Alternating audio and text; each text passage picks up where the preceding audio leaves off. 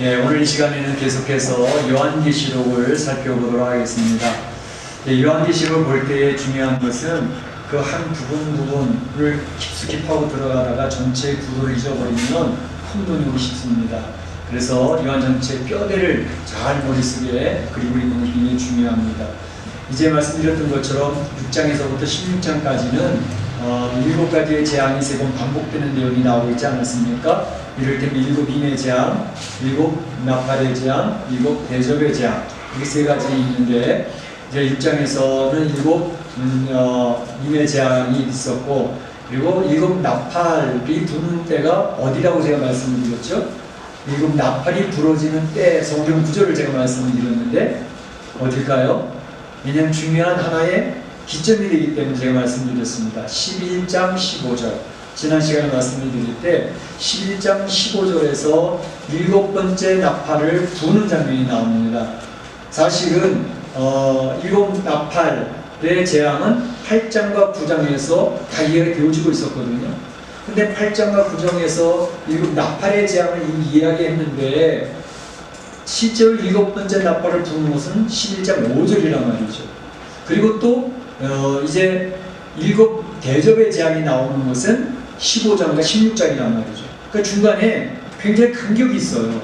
그 중간에 삽입되어져 있는 것이 있다는 것을 말씀을 드렸습니다. 그러니까 11장 15절 7번째 나팔을 부는 것을 중심으로 삼고, 그 앞에 이제 6장에서는 7인의 재앙, 그리고 이제 8장 9장에서는 7 나팔의 재앙인데 7번째 나팔은 실제적으로는 11장 15절에서 얘기하고 있고, 그리고 7 대접의 재앙은 15장과 16장에 있다 이렇게 드렸는데, 자, 7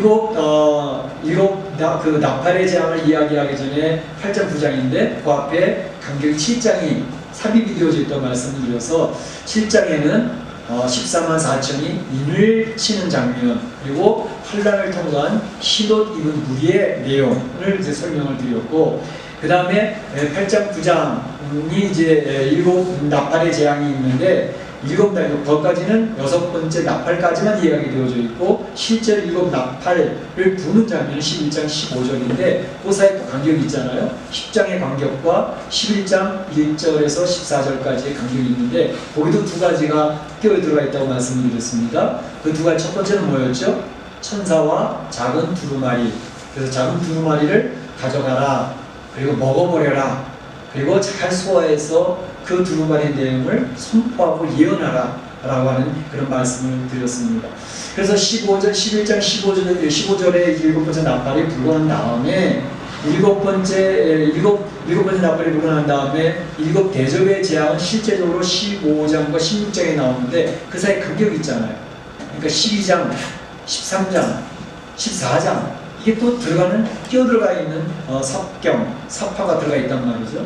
그래서 오늘 12장을 보는데 12장에 있는 내용은 바로 여자와 붉은 용에 대한 이야기를 이야기하고 있습니다. 이것은 7년 환란 가운데서 전반기 3년 반에 대한 내용을 이야기하는 것이고, 13장은 이제 그 7년 대환란 가운데서 후반기 3년 반에 대한 내용을 이야기하는데, 13장은 이제 그 여러분 잘 아시는 것처럼 2 짐승에 대한 내용이 나옵니다. 그리고 우리가 이제 주로 많이 이야기하는 13장 마지막 절에는 666에 대한 짐승의 표인 666에 대해서 많은 논란이 있잖아요. 그에 대해서 13장에서 이야기하고 있고, 14장에서는 바로 이제는 14만 4천의 찬양이 나오면서 땅의 심판에 대한 대항이 나오고 있습니다. 그래서 그 3가지가 또다시 삽입이 되어져 있고, 이제 15장 16장에서 7 대접에 대한 재앙이 쏟아지는 것으로 나오고 있는 것을 볼 수가 있습니다. 그래서 그 삽입되어지는 3가지 내용 가운데서 오늘 첫 번째는 바로 여자와 붉은 용에 대한 내용을 우리가 생각해 보려고 합니다. 그래서 12장의 내용도 17절 1절에서 17절까지 되어 있는데 이것도 3부분 나눌 수 있는데, 12장 1절에서부터 6절까지는 여자와 붉은 용에 대한 설명이 나오고 있습니다. 그래서 여자는 해로 옷 입은 여자, 그리고 발 아래는 달을 두고 있고 머리에는 12개의 별이 달려있는 관을 쓰고 있고, 그 여자는 지금 아기를 잉태했는데 아기를 낳으려고 애써서 부르짖고 있는 그런 모습으로 되어져 있습니다. 그런데 바로 아기를 낳으려고 하는 그 여자에게 이제 붉은 영이 다가와서 아이를 낳으면 내가 삼켜 먹어야지 그리고 있는 그러한 모습.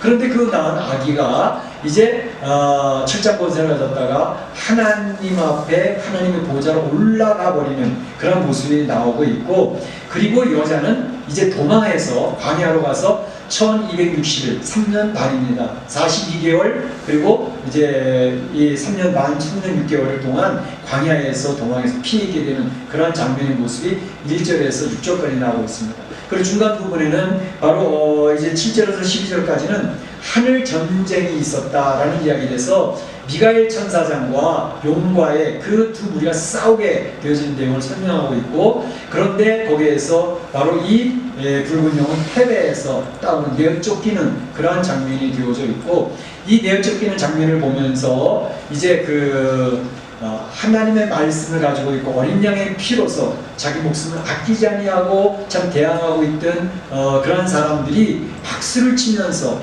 이제 붉은 영이 쫓겨났으니까 패배를 보니까 이제 환호성을 치는 그러한 모습이 나오고 있습니다. 그러면서 이제 13절에서 17절까지 마지막 세 번째 부분은 이 붉은 영, 내어 쫓긴 붉은 영이 무엇인가 꼭 시도하려고 하는 그런 모습으로 12장 이렇게 부분이 되어져 있는 모습을 볼 수 있습니다. 그래서 그런 내용을 이제 머릿속에 그림을 그리면서, 그렇다면 우리가 살펴보고자 하는 내용은 여기에 나와 있는 여자는 무엇이고 여자가 낳을 아들은 무엇인가 라는 것에 대해서 먼저 살펴보고, 두 번째는 붉은 영이라는 것은 도대체 무엇이며 붉은 영은 도대체 어떻게 되어졌는가 하는 것을 두 번째로 살펴보고, 세 번째로는 이 내어 쫓긴 붉은 영이 하고자 하는 일들은 무엇인가 하는 것을 살펴보면서 오늘 말씀을 은혜를 나누고자 하는 것입니다. 먼저 여자는 누구이며 여자가 낳는 아들은 무엇을 의미하는 것인가 라고 말씀을 살펴보겠습니다. 먼저 결론부터 말씀을 드리면, 여자는 바로 모든 시대에 있었던 하나님 백성의 공동체인 교회를 이야기하는 것입니다. 여자는 교회를 의미하는 것입니다. 이제 성경에 보게 되면 여자를 교회로 의미하는 것들이 하나님의 백성 공동체에 의한 것들이 많이 나옵니다. 고린도후서 11장 2절에 보게 되면 사도 바울은 정결한 처녀인 그 하나님의 백성들을 한 남편인 그리스도에게 드리고자 중매함이로다 이렇게 이야기를 하고 있습니다. 그래서 하나님의 백성들을 하나님 앞에 정결하게 세워지는 처녀, 여자로 설명을 하기도 하고, 에베소 5장 25절 27절을 보게 되면 교회 공동체를 아내로 이렇게 상징해서 설명하는 것을 볼 수가 있습니다. 그러니까 여자는 교회구나 라는 것을 생각하시고, 이 구원받은 하나님의 백성들 공동체구나 생각하시면 이 내용이 이제 풀어지는 내용이 이해가 되어지기 시작할 것입니다.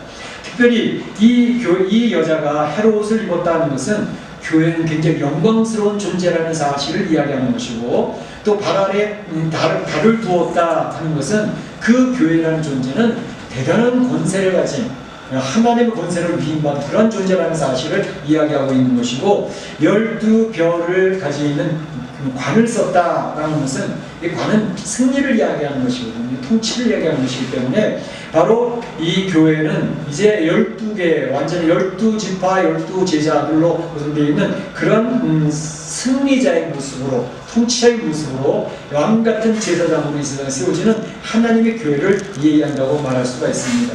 그런데 여기서 보게 되면 이 여자가 아이를 베어 해산하게 되매 아파서 애써 부르짖었도다 라는 그런 내용이 이제 2절에 나오는데, 여자가 아이를 베었다, 또 해산하게 되어져서 아파서 애를 써서 부르짖었다, 이게 도대체 무엇일까 하는 것입니다. 먼저 아이에 대해서 설명을 해보게 되면 이제 5절 6절에 보게 되면 그 아이를 설명을 하니 이렇게 설명합니다. 여자가 낳은 아들은 어떤 존재였느냐, 바로 5절에 보게 되면 철장으로 만국을 다스릴 남자라. 이 여자가 낳은 아들이 철장으로 만국을 다스릴 남자라는 거죠. 그 아이를 하나님 앞과 그 보좌 앞으로 올려가더라 했습니다. 그래서 바로 이 아들, 이제 시편 2편 9절에 보게 되면 그와 비슷한 성경 구절이 나오는데, 내가 철장으로 저희를 깨뜨리며 했습니다. 내가 철장으로 저희 대적들을 깨뜨려버릴 것이다 라는 말을 이용해서 나온 내용이거든요. 자, 이 정도 되면 우리 성도 생각할 때, 여자가 낳은 아들은 누구겠구나 짐작이 가시죠? 누구일 것 같습니까? 누구? 메시아 되신 예수 그리스도를 이야기하는 것입니다. 그래서 예수 그리스도가 여자의 후손이라는 사실을 정확하게 설명하고 있는 것이 창세기 3장 15절에 얘기하고 있죠.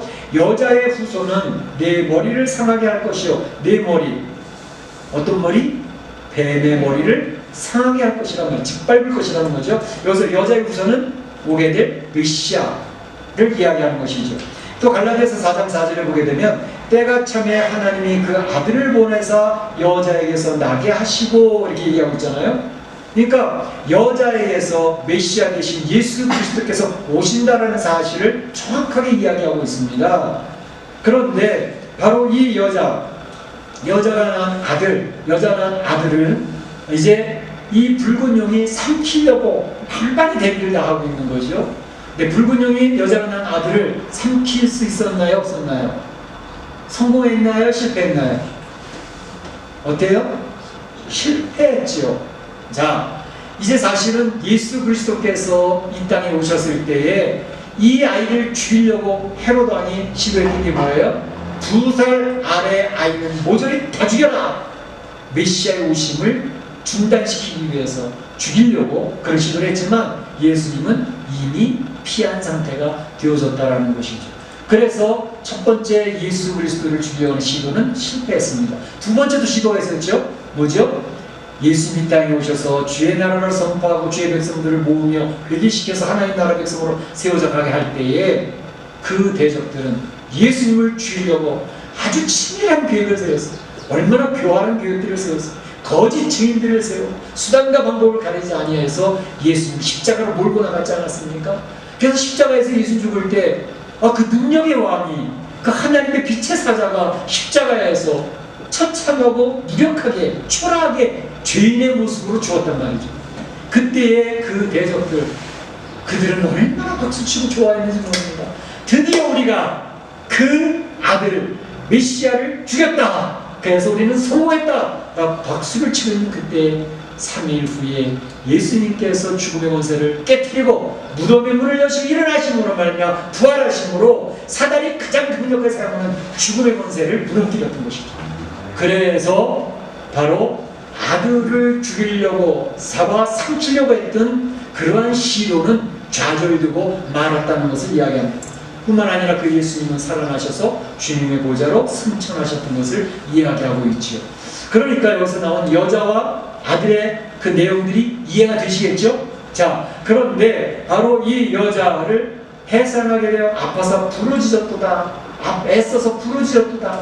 구약에 있는 하나님의 백성들, 성도들은 메시아가 오기를 위해서 그 광야교회 구약의 성도들은 그렇게 메시아를 기다리며 부르짖었습니다. 많은 선지자들이 메시아 어서 오시옵소서라고 부르짖었습니다. 그래서 예수님이 신약시대를 여시면서 그때 모시지 않았습니까? 자, 그런데 바로 신약에 있는 성도들이 이제 교회를 구성을 하고 하나님 나라가 확장되어 선포되어져 가는데 바로 이 교회 공동체에서는 또 이 아들, 예수 그리스도 맏아들이라고 했잖아요. 그래서 예수 그리스도를 통해서 이 땅에 하나님의 자녀들이 세워져 가는데 남은 자손이죠. 이 후손들, 이 남은 자손들, 하나님의 백성들이 교회를 통해서 세워져 가는 것입니다. 그래서 이 교회 공동체가 얼마나 중요한 존재인지 몰라요. 교회 공동체를 통해서 주의 말씀이 가르쳐지고 주의 말씀으로 양육을 받고 주의 말씀이 선포되어지고 하나님 나라가 선포되는 가운데 이 교회 공동체 안에서 예수 믿는 성도들이 생기는 것입니다. 예수 영접하고 하나님 자녀로 태어났을 뿐만 아니라 교회 공동체의 것을 통해서 애쓰고 성도들이 부르짖음으로 마음의 교회 안에서 하나님의 사람들이 성장하고 성숙하고 하나님 일꾼으로 세워져가는 것이 교회 공동체를 통해서 이루어져가는 것입니다. 그래서 교회는 애써서 부르짖고 하나님의 자녀들을 세워나가고 면들 세워가고 양육해나가는 이 일을 교회가 지금도 땀을 흘려가면서 애를 쓰고 어떤 고난이 있고 어떤 파괴 공작이 있더라도 그걸 이기려고 애를 쓰는 것이 교회를 통해서 이루어져가는 것입니다. 여러분들은 교회를 사랑하시기를 축원합니다.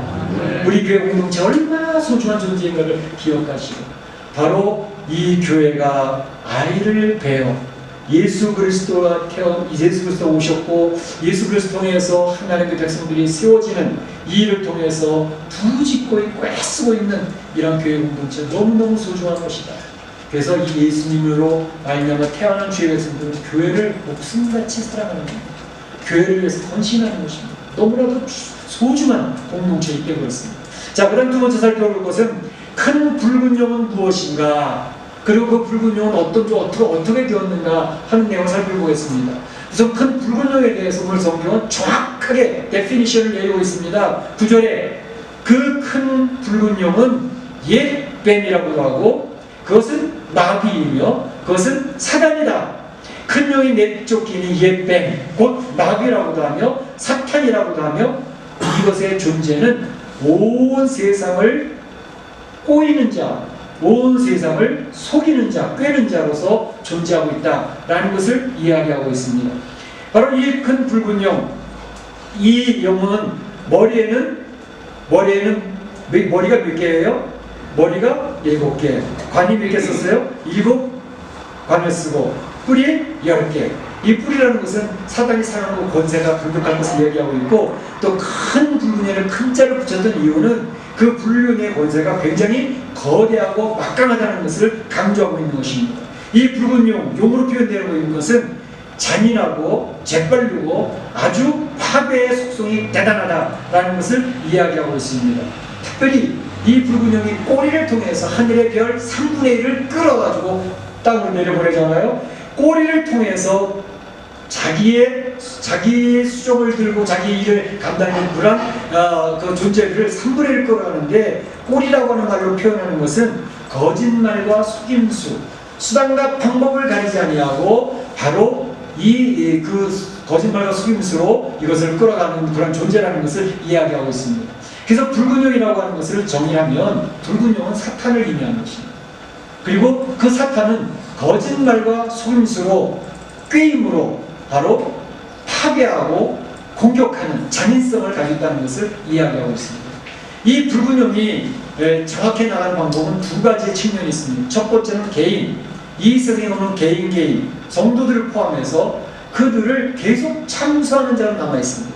왜냐하면 말씀드렸던 것처럼 이 생에 태어난 모든 사람들은 죄성을 가지고 태어나기 때문에 살아가면서 죄를 자꾸 짓습니다.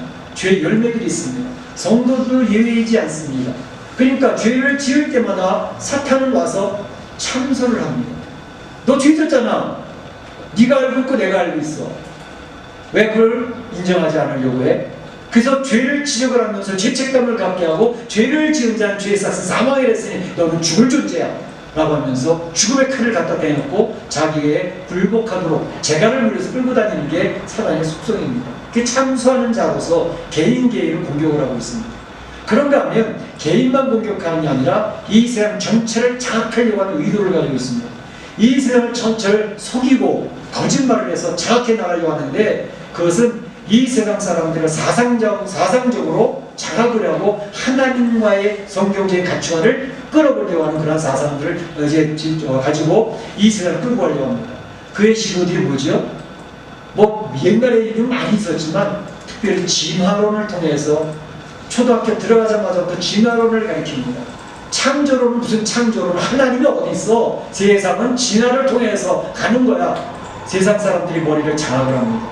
그런데 이 진화론만 가지고 되는 게 아니라 이제 최근에는 공산주의 유물론을 가지고 성공하는 듯 보였습니다.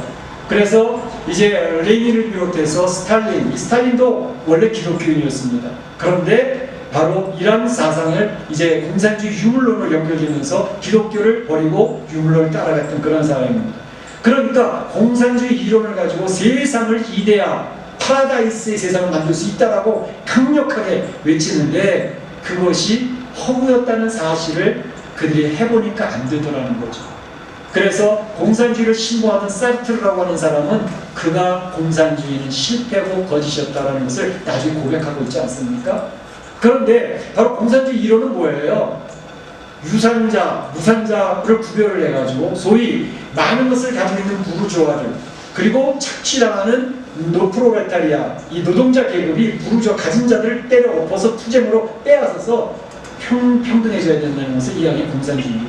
굉장히 경제적으로 어려움을 당하고 이제 업앤다운이 심한 경제적인 것을 노동자들도 부자가 될 수 있고 노동자들도 동일하게 대우를 받을 수 있다. 공산주의 이론이 굉장히 지식층한테 엘리트층한테 먹힌 거예요. 그래서 공산주의 이론을 가지고 이제 했던 것이 바로 스탈린, 레닌, 스탈린, 중국의 마오쩌둥 못했던 그걸 했는데 해보니까 실제 해보니까 다 무살게 되어져 버린 거예요. 이건 공산주의 사상은 안 된다는 걸 알게 됐어요. 그래서 1960년대에 갔을 때는 공산주의 이론을 이야기하는 사람한테 왕따를 당했습니다. 사람 취급을 안 해줬습니다. 그러니까 공산주의 얘기 더 이상 못하게 됐습니다. 그런데 공산주의 이 사상, 이 사단이 사용하던 이 사상을 옷을 받고 있습니다. 옷을 받고 있는 게 뭐냐면 1960년대, 70년대부터 일어났던 자크 데리다라고 하는 프랑스 사상가가 있습니다. 이 사람이 쓰였던 게 바로 포스트 모더니즘입니다. 옷을 갈아입는데 어떻게 옷을 갈아입었냐? 이제 그 다음부터는 가진 자와 못 가진 자로 이야기하는 게 아니라 부르주아와 프롤레타리아 얘기하는 게 아니라 억압하는 자와 억압받는 자로 구분을 합니다. 억압하는 자와 억압받는 자. 옷은 옷만 갈아입는 거예요. 내용은 똑같습니다. 공산주의사랑 똑같습니다. 그래서 억압받는 자는 억압하는 자를 투쟁으로 물리쳐버려야 된다는 것입니다. 그러니까 이러한 사상을 1960년도, 70년대 배우면서 대학교 교수들의 머리를 전부 다 장악을 했습니다. 그래서 이 세상에 지금 유명 대학의 모든 교수들은 90%가 이 사상에 물들어 있는 사람들입니다. 그러니까 그러한 사상이 억압하는 자를 깨뜨려버려야 억압받는 자 살 수 있어요. 이를테면 여성들은 억압받는 자이고 남성들은 억압하는 자예요. 그러니까 억압받는 여성들은 남성들을 투쟁해서 이겨내야 돼요. 또 흑인들은 백인들에게 억압을 당하는 사람들이에요. 그러니까 흑인들은 백인들을 물리쳐야 돼요. BLM 운동입니다. 그리고 이러한 공산주의 사상의 안티파는 공산주의에서 지원하는 그러한 분들입니다. 거기서 또 같이 합세가 되죠. 뿐만 아니라 이것을 통해서 동성애자들 왜 그들은 억압받는 사람이야. 세상 사람들이 피해당하는 사람이야. 동성애자들은 그것을 이겨내야 돼 라고 해서 그런 구도로 억압하는 자, 억압받는 자 둘로 딱 구별을 해서 싸우게 만들었습니다. 그러니까 지금은 진실과 거짓, 그 사람이 생각하기 나름이지 진실이 어딨어, 거짓이 어딨어. 사람마다 생각과 관점에 따라서 거짓이 진실일 수도 있고 진실이라고 떠들고 진리라고 떠드는 것이 거짓일 수도 있어. 진실과 거짓을 흐리멍텅하게 만들거든요. 그리고 선과 악이라는 구분을 할 필요도 없다는 것입니다. 그러니까 무도덕의 세계입니다. 부도덕의 세계가 아니라 무도덕의 세계로 지금은 이러한 사상적인 싸움이 치열하게 벌어지고 있는 그것을 누가 하고 있느냐? 붉은 용이 전 세상의 머리를 장악하게 나가고 있는 것입니다. 그래서 이런 투쟁을 통해서 하나님이 만들어오는 세상의 질서 이걸 깨뜨려버려야 됩니다. 그래서 아방가르드 틀을 깨뜨려라 라는 것을 주장하는 게 포스트 모더니즘 그 사상이 지금 전 세계를 지배하고 있는 것입니다. 붉은 용은 앞으로도 계속 거짓말하는 자, 속이는 자, 꿰는 자이기 때문에 옷을 계속 바꿔 입으면서 하나님이 만들어 놓은 세상을 파괴시킬 것입니다. 그래서 가정을 파괴시킵니다. 교회를 파괴시킵니다. 국가를 파괴시킵니다. 그래서 해체주의입니다. 앙심주의. 앙심이라는 것은 바로 인간이 가지고 있는 죄성, 그 안에 분노를 일으켜가지고 그 분노를 통해서 상대방들을 네 탓이라고 하면서 물리치는 그러한 세상을 만들어 나가겠다는 것입니다. 그러니까 지금도 붉은 용은 이 전 세계를 지배하고 있고 세상이 장악하는 그런 세상을 만들고 있다는 것입니다. 그러니까 이런 것을 보면서 이제 우리가 성경적인 가치관으로 분명히 서져 있고 마지막에 보는 교회 공동체거든요. 교회 공동체가 성경 가치관으로 딱 맞서고 있으면 바로 이러한 것에서 우리가 승리할 수 있다는 것입니다. 그런데 이 붉은 용이 하늘에서 쫓겨나는 이름을 얻습니다. 하늘 전쟁이 일어났는데 미가엘 천사장과 바로 붉은 용과의 싸움이 벌어졌는데 붉은 용이 패배하고 맙니다. 미가엘 천사장이 이겼습니다. 그래서 땅으로 내어 쫓기는 겁니다. 그런데 그것을 보면서 한 어린 양의 피와 하나님의 말씀을 가졌던 그 자기 목숨을 내걸고 저항하던 하나님의 백성들이 막 박수를 치며 환호하는 내용이 중간에 나오고 있는 것입니다. 우리를 참소하던 자가 드디어 쫓겨났다. 우리를 참소하던 자가 드디어 참소에 대한 이제는 무력화가 되어졌다. 더 이상 이 세상 사람들을 참소할 수 있는 권한을 빼앗겼다. 그런 얘기를 합니다. 그렇게 볼 때 붉은 용 사단이 참소할 수 있는 것이 무력화되어진 이유가 뭐죠? 무엇 때문에 참소하지 못하게 되어졌죠? 그것은 바로 예수 그리스도께서 십자가에서 우리 죄인들의 모든 죄를 끌어다가 거기서 처리를 하셨기 때문에 더 이상 죄를 가지고 죄책감을 주면서 죄로 처벌하겠다라고 하는 참소를 사단이 사용하지 못하게 되어졌던 것입니다. 그렇기 때문에 참소하지 못하게 되어지는 역사, 그러니까 미가엘 천사장이 이겼다고 하지만 미가엘 천사장이 붉은 영을 물리칠 수 있었던 최대의 공격물이 뭐였냐? 예수 그리스도의 십자가의 죽으심과 부활의 역사건, 죽음을 가지고 더 이상 사람들의 재간을 물려서 끌고 나가지 못하도록 하게 했던 하나님의 역사가 있었기 때문에 미가엘 천사장이 대승리를 하게 됐던 것입니다.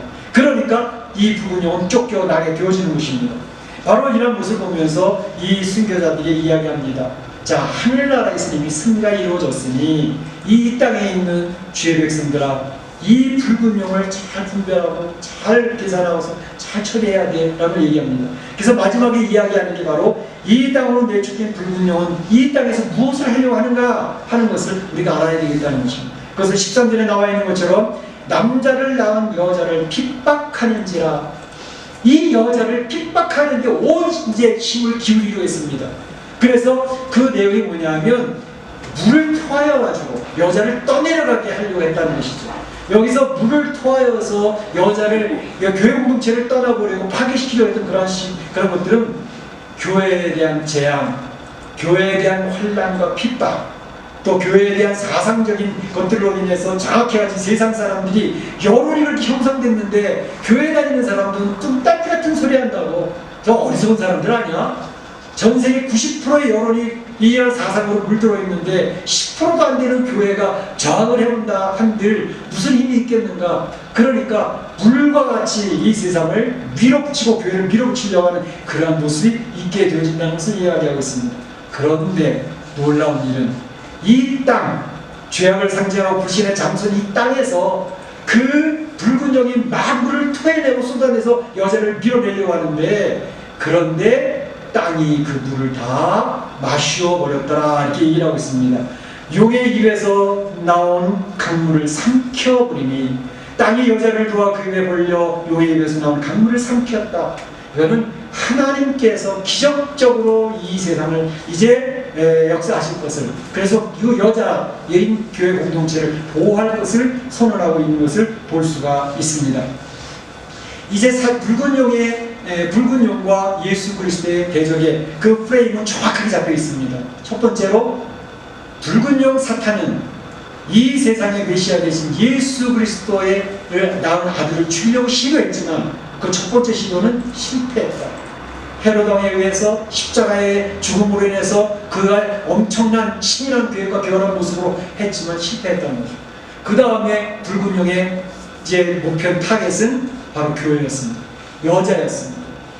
이 여자를 공격을 해서 여자를 무너뜨리고 파괴하고 진화론으로, 공산주의 사상으로, 포스트미주의 사상으로 이제 가진 자, 못 가진 자, 또 억압하는 자, 억압받는 자를 구별을 해가지고 세상에서 사람들끼리 싸우도록 만들어서 하나님이 만들어놓은 아름다운 질서 있는 세상을 파괴하려고 하는 그 세상을 이것이 공격하고 있지만, 바로 이것은 저 환란 전 3년 반의 하나님의 그 환란의 시기에 한때, 두때, 반때, 다니엘서에서 얘기한 것, 바로 이러한 1260일, 42개월, 바로 이 여인을 파괴시키려고 했던 이러한 시도. 그래서 여인은 광야로 피해가서 거기서 1260일 동안 그곳에 머무르게 되는데, 그 교회 공동체가 피 있는 동안에 하나님의 사람들을 계속 키워낸다는 것입니다. 하나님의 백성을 키워나고 양육시키고 이제 성숙시키고 성장을 시켜서 사단과의 싸움에서 이겨낼 수 있도록 준비를 시키고 있다는 것을 이야기하고 있습니다. 그랬더니 땅으로 쫓겨난 이 붉은 용은 무엇을 하느냐? 이제 교회 안에, 교회를 전체를 몰아내는 게 아니라 성도 개인을 공격하는 모습으로 다가오고 있다는 것입니다. 그래서 여인의 남은 자손, 예수 그리스도에 뒤따르는 자손들, 그 자손들을 개인적으로 공격을 한다는 것을 이야기하면서 이제 이 남은 자들을 하나님의 계명을 지키며 예수의 증거를 가진 자들과 더불어 싸우려고 바다 모래 위에 섰더라 하는 것이 17절 마지막에 마무리잖아요. 그 13장이 벌어지는데, 바로 13장에 들어가게 되면 성도들 개인을 7년 환란 후반기 3년 6개월을 어떻게 성도들을 공격할 것인가, 그 성도들이 얼마나 처참한 모습으로 되어질 것인가 하는 그런 것들을 이야기하는 일이 벌어지게 되는 것입니다. 자, 그래서 오늘 성경에서 이야기하는 내용은 뭐냐면, 그럼에도 성도들아 두려워하지 말고 너무 놀라지 마라. 힘을 내라. 왜? 하나님이 교회 하나님이 철저히 보호할 것이기 때문에 걱정하지 말아라. 그래서 큰 독수리 두 날개로 여자를 보호해서 지켜내는 것처럼 신명기 32장 11절 10절부터 12절까지도 그런 내용이 나와 있죠. 제가 한번 읽어드리면 이런 내용입니다. 신명기 32장 10절부터 여호와께서 그를 황무지에서 짐승을 부리는 광야에서 만나주시고, 여호와께서 하나님의 백성들을 광야에서 만나주셨다는 것입니다. 그리고 그를 호위하시며 보호하시며 자기의 눈동자같이 지키셨더라. 하나님의 백성들을 자기의 눈동자같이 지키셨다는 것입니다. 11절에 보게 되면 마치 독수리가 자기 보금자리를 어지럽게 하여 자기 새끼들을 너풀거리며 그 날개를 펴서 새끼를 받으며 그 날개 위에 그것을 얻는 것 같이 교회 공동체는 주의 백성들 독수리 날개로 훈련시켜 양육시켰듯이 주의 백성들은 지금도 양육시켜 나가고 있습니다. 전 세계에 흩어져 있는 많은 교회 안에 거듭난 주의 백성들이 있습니다. 그 주의 백성들이 바로 이 붉은 용과 계속해서 이겨낼 수 있도록 하나님 훈련시키고 있다고 하는 사실을 이야기하고 있습니다. 12절에 이야기하기를 여호와께서 홀로 그를 인도하셨고, 하나님이 그 백성을 인도하셨다는 겁니다. 홀로, 다른 신이 아닌 여호와께서 홀로 인도하셨기 때문에 그와 함께한 다른 신이라는 것은 없었다라고 이야기를 합니다. 그래서 결론은 그겁니다. 성도와 교회를 하나님은 자기 눈동자같이 지키신다고 선언하시고 안전하게 보호하시고 지키실 것을 선포하고 계십니다. 그렇기 때문에 이 세상을 장악하고 이 세상이 자기 손안에 다 들어왔다고 좋아하는 붉은요, 그 큰 것으로 성도들을 핍박을 하고 환난을 주고 교회 공동체를 밀어내고 있는 붉은 용의 모든 권세, 그것과의 싸움, 붉은 용과 사탄과의 싸움은 이미 예수 그리스도께서 승리하셨기 때문에 승리한 싸움이라는 것입니다. 이미 승리가 선포된 싸움이기 때문에 예수님 옷자락 붙들고 따라가는 주의 백성들은 승리할 수밖에 없다라는 사실을 선언하는 것이 계시록의 중요한 내용입니다. 사랑하는 성도 여러분, 요한복음 16장 30절 예수님이 직접 얘기를 하셨습니다. 이렇게 얘기하십니다. 성도들아, 세상에서는 너희가 환난을 당하나, 세상에서 너희는 환난을 당하나 담대하라. 내가 세상을 이겼노라. 세상의 주인은 붉은 용 사탄이 아니라 바로 예수님이 진짜 통치자가 되신다 라는 사실을 이야기하고 계십니다. 사랑하는 성도 여러분, 이제 점점 마지막 때 종말에 가까워 있는 것을 많이 느끼고 있습니다. 피부적으로 느끼고 있습니다. 이 마지막 때 어떤 환난과 핍박이 다가온다 할지라도 하나님의 보호하심과 하나님이 돌봐주신 것을 확신하고 승리하는 성도들이 다 되실 수 있기를 주님의 이름으로 축원합니다. 축복합니다. 다 같이 한 목소리를 기도하겠습니다. 오늘 주신 말씀 기억을 하고, 여자는 무엇이고 낳은 아들은 무엇이고 붉은 용은 무엇이고 붉은 용의 존재는 어떻게 되었는가, 지금 이 마지막 때 붉은 용은 주의 백성들을 향해서 교회를 향해서 어떻게 도전해 오고 있는가 잘 기억하시고 시대를 분별하고 성경적인 가치관에서 흔들림이 없이 바로 서는 그러한 역사에 들어서 기도해 주시기 바랍니다. 같이 기도합니다. 사랑의 하나님,